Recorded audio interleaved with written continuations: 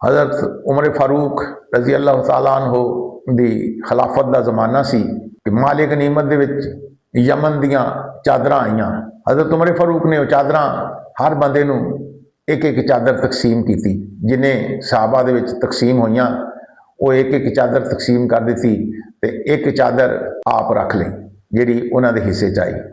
थोड़े दिन होए तो जुमे का खुतबा देने वास्ते हज़रत उमर फारूक मस्जिद तशरीफ लियाए तो आप दे उत्ते दो चादरां सी, एक चादर बन्नी हुई सी, एक उत्ते लई हुई सी, दो चादरां सी। क्योंकि उन्होंने कद लंबा सी, एक चादर दे नाल नहीं सी गुजारा हुंदा। खुद मैंबर से खड़े हो गए तो कहंदे आ मेरे अजीज मोमनो दोस्तों, सुनो ते मेरी अतात करो, सुनो ते मेरी अतात करो, क्योंकि मैं खलीफा वक़्त हाँ। हज़रत सलमान फारसी खड़े हो गए, कहते ना असी सुनते हैं ना असी अतात करते हैं, ना असी सुनना ना असी अतात करनी। हज़रत उमर फारूक बोले की वजह, क्यों नहीं सुनना, क्यों नहीं अतात करनी।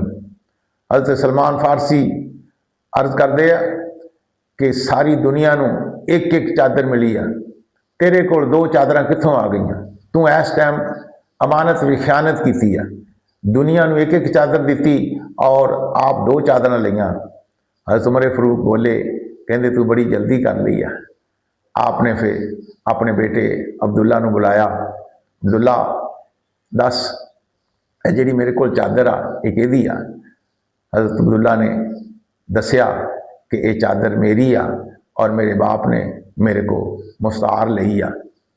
हज़रत उमर फारूक ने फरमाया कि मैं भी एक ही चादर लई आ, लेकिन एक चादर मेरे वास्ते छोटी सी, मैं इस वास्ते दो चादरां अपने बेटे की चादर मुस्तार लैके खुतबा देने वास्ते तुहाडे कोल आया। फिर हज़रत सलमान फारसी और सारे लोगों ने आख्या, हाँ हुण बोल, हुण असीं सुनांगे भी और अतात भी करांगे। ये इंसाफ सी हज़रत उमर फारूक के दौर च कि रियाया नूं ये इख्तियार सी, पुछण दा इख्तियार सी कि तेरे कोल दो चादरां कित्थों आ गईयां, तू इंसाफ नहीं किया।